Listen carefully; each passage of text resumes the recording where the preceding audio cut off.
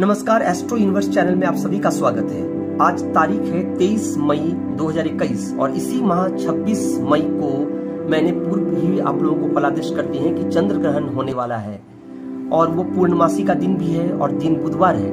पुनः आप लोगों के रिक्वेस्ट करने पर मैं यह आप लोगों को बताने आया हूँ कि प्लैनेटरी पोजिशन ज्योतिष शास्त्र के हिसाब से क्या कहते हैं कि यश नामक जो तूफान आने वाला है, जो कि उड़ीसा एवं पश्चिम बंगाल में इसका एक कहा जा रहा है कि वहां पर इसका प्रभाव ज्यादा पड़ेगा।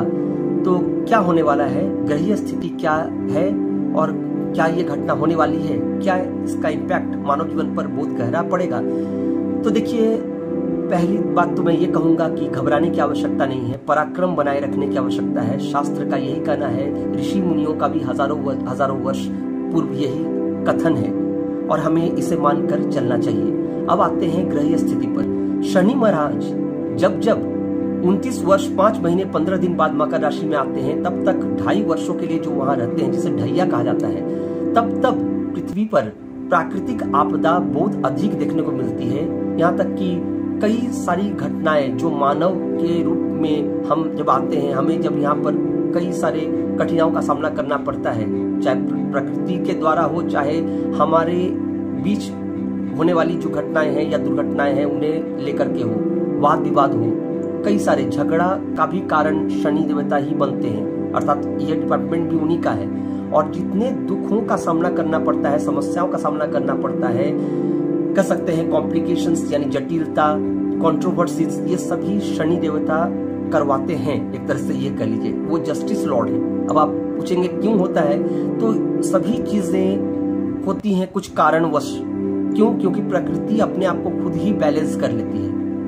हम आप इसके लिए व्यर्थ ही चिंता करते हैं, परंतु हमारे हाथ में कुछ नहीं होता, ये चीजें अपने आप ही हो जाती हैं। और इसीलिए चाहे हम जितने भी विकसित क्यों ना हो जाए, आज तक कोई भी व्यक्ति, चाहे वो साइंस सब्जेक्ट से जुड़ा हुआ हो, चाहे किसी भी सब्जेक्ट से जुड़ा हुआ हो, कभी क्लेम नहीं कर सकता कि वो प्रकृति द्वारा होने वाली इन आपदाओं को रोक सकता है या फिर इससे किसी को सुरक्षित कर सकता है।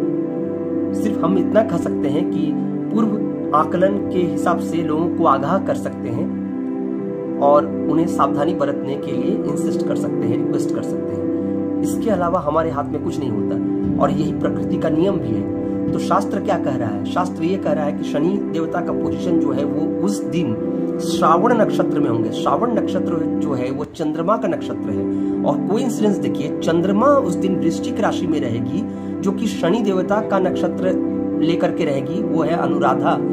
तो नेचुरल देखिए क्या कोइंसिडेंस है, शनि और चंद्रमा जो है वो एक दूसरे के नक्षत्र को इंटरचेंज कर रिसीव कर चुके हैं। उस दिन 26 तारीख को ये पोजीशन होगी और इसके साथ साथ सूर्य की पोजीशन जो है अभी वर्तमान में वो वृषभ राशि यानी टॉरस साइन में आ चुके हैं और उस दिन 26 तारीख को उनकी स्थिति भी यही होगी कि वो रोहिणी नक्षत्र में होंगे।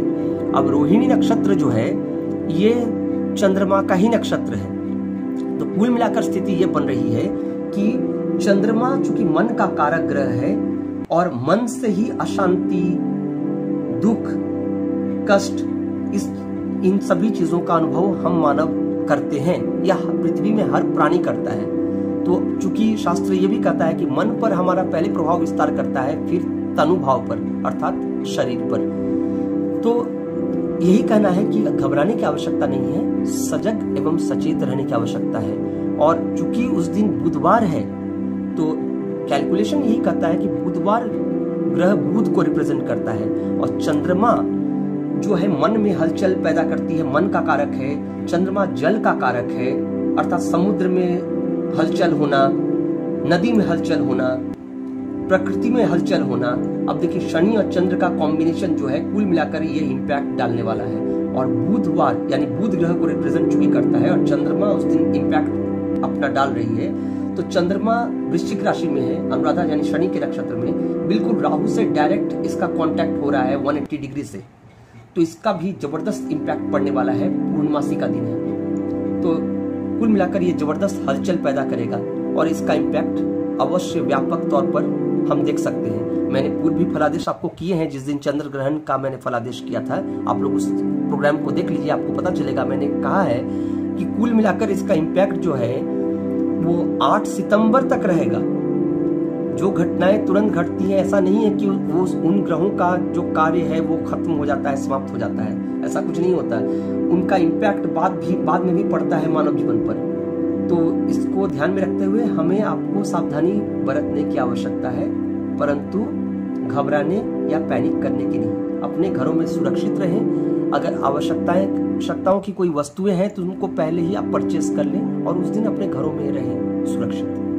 और ईश्वर से, भगवान से मेरी प्रार्थना है कि आप सभी अच्छी तरह रहें, स्वस्थ रहें और एक सुंदर जीवन की आशा करते हुए आगे की ओर बढ़ें।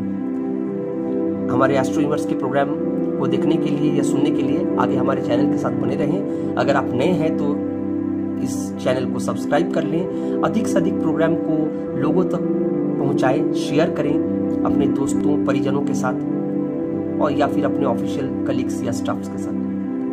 धन्यवाद हमारे प्रोग्राम के साथ बने रहने के लिए। नमस्कार।